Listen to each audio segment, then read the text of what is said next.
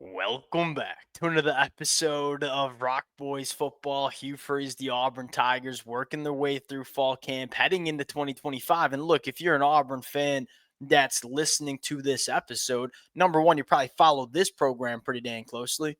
But chances are you follow the sport pretty dang closely as well. And I don't need to tell the Auburn fans that are listening to this, that know this football team, that this team has the ability to bang with anybody in the country in 2025. That's what makes this football team so interesting in 2025 is the ceiling of what this team can be. From what we're seeing on paper, the talent that they've acquired the last couple of years, it's real. Now, the question that many Auburn fans are sick and tired of hearing, and I know I've been preaching it all offseason long, is can Hugh Freeze put it all together? Now, I want to get into what are the reasons to believe that Hugh Freeze can put it all together in 2025. Now, we'll get nitty gritty and we'll talk about some fall camp, storylines and some reasons to believe. But I want to start a little bit more overarching, and that is number one, this team feels like it has gone through less significant changes. When Hugh Freeze got here in 2023, the first 24 months, you are essentially shocking the system, like trying to just get this Auburn football team from a point where it was in 2023 where they had a bottom third roster from a talent standpoint to a top third roster. Now you've achieved that. You're going into 2025 feeling like this is a top third roster in the conference. But number two, and more importantly, you're 21st in returning production. You return pretty much the whole coaching staff going into 2025 as well. Look, even in 2024, when we thought this roster was better, you had a brand new coaching staff and you had a ton of new players that had to play significant roles in the 2024 year. Going into 2025, I mean, to me, it's most importantly the coaching staff is back. Like a little bit more continuity from a coaching staff standpoint is not always flashy to talk about, but it matters. But number two, I mean, yes, did you go to the transfer portal and make some really big moves? Absolutely. But it feels like it's not just a completely different team. And when you went from 2023 to 2024, both of those years, it felt like it was a brand new football team. In 2025, it feels like, hey, we got a lot of returning production. We got coaching staff continuity.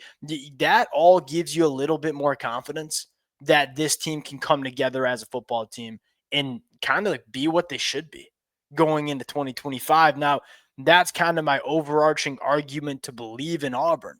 But we got some storylines going through fall camp that I want to get into as well before we do. And as always, to the Auburn fans, appreciate you guys. Many of y'all know I'm putting on the clown nose again, man, and I'm believing. Like I believed in this team in 2024 and kind of got burned for it. I'm doing it once again in 2025. And I think partially it's because like I break down all these commitments all off season long. And like I have a real appreciation for how good this football team is and the amount of support the Auburn fans have shown the boys all off season long. We appreciate it. If y'all do enjoy the content, consider subscribing to the channel. And what I would like to hear from the Auburn fans is what are your expectations for this football team? I think the national media's expectations of, maybe 6, 7 wins. I think there's a lot of Auburn fans who follow this program closely that are saying that the expectation is closer to 8, 9, 10.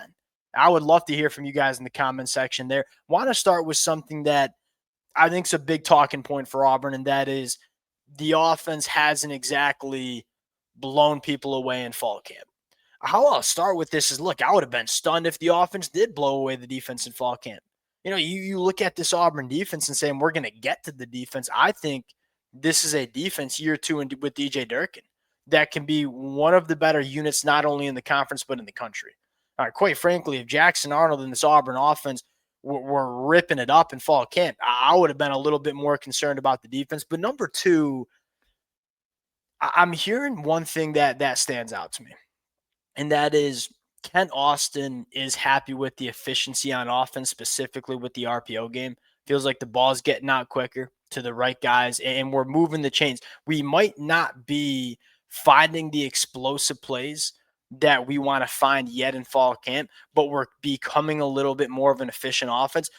To me, that matters because for the first time since Hugh Freeze has gotten to Auburn, you have the guys that you can lean on to be explosive.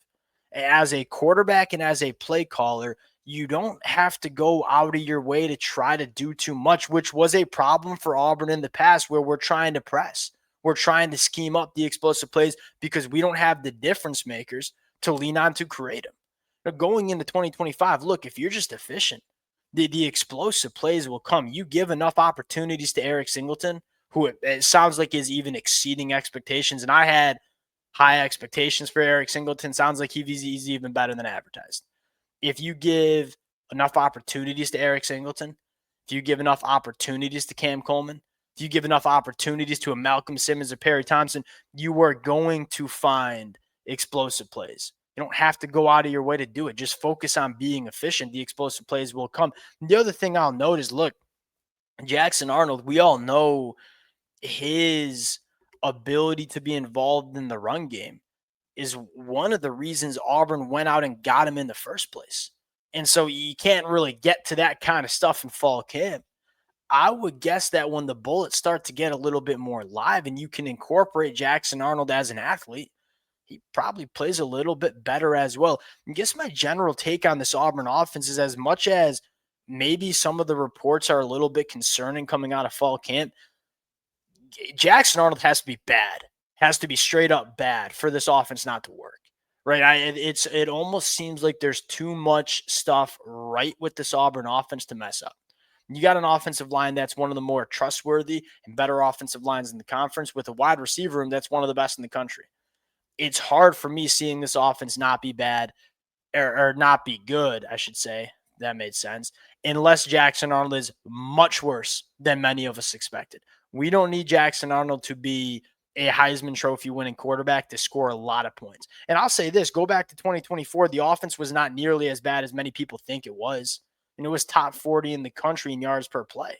And they were really bad in the red zone, really bad with turnovers. If you just clean that stuff up, you stop turning the football over and you execute better in the red zone, with Jackson Arnold's ability to run the football, it should be better in the red zone.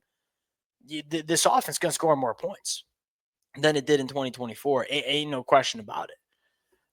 Then you go to the defensive side of the football and say, this is, as much as people want to talk about Jackson Arnold, this is the reason to be excited about Auburn. And I said the front seven has the chance to be not just good, it has the chance to be special. I look at it and say, how do these opposing offenses plan on moving the football consistently against Auburn?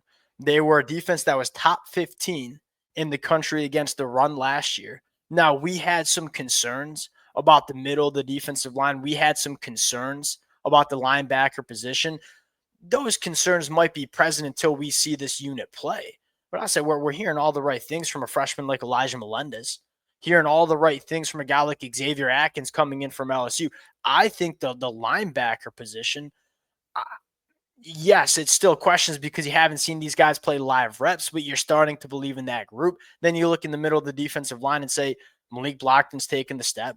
Sounds like we can trust Jordan Crawford to play a lot of football as a freshman, very similar to Malik Autry. Then I'm looking at Amaris Williams taking the step to go along with what you have with Keldrick Falk and Kieran Crawford, and say, if Auburn can be just as good stopping the run as they were last year, our team's really going to be able to pass protect and block up Amaris Williams and block up Keldrick Falk and then throw the football against the secondary that we see, especially going into year two. Because the one bugaboo for Auburn's defense was they gave up some explosives.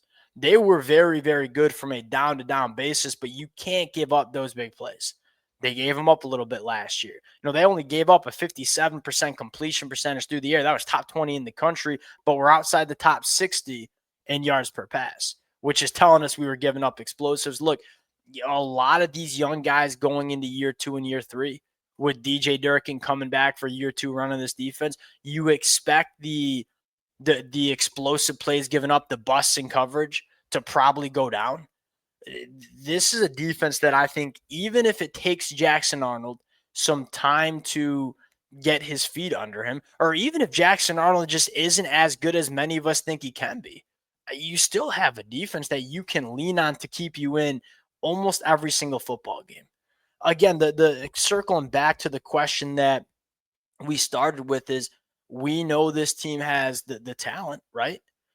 Can it all come together? I think with all the returning production, with all the coaching staff continuity we have, that there's reason to believe that this team plays to the talent they have more than they did last year in 2024. And if you get that, this Auburn team is going to compete with everybody on Saturdays. There's not a team that Auburn cannot go out there and beat because they have the talent on their roster. I think you're hearing good things in fall camp. You still want to hear better things from the offense. There's no question about that. But I think you're hearing a lot of good things from fall camp for Auburn too. We'll close it out there. Appreciate you guys rocking with it. If y'all do enjoy the content, consider subscribing to the channel. We'll talk to y'all later.